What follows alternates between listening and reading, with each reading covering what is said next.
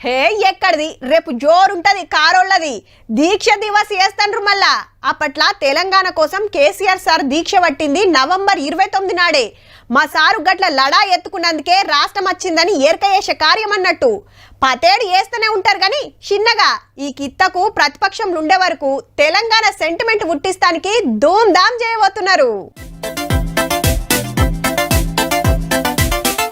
అటు బావా ఇటు బామ్మారిది తెలంగాణ భవన్ లా ఇద్దరు లీడర్లు తిరుగుతుంటే కలొచ్చిందనుకో రాదుండ్రే షానొద్దులాయ మరి ఒక్కొక్కడు అగుపాడక రేపు దీక్షా దివాస్ కార్యం ఎట్లా చేయాలి ఏం చేయాలనే పనులు అరుచుకున్నారు పార్టీ ఆఫీస్ లోపట బయట.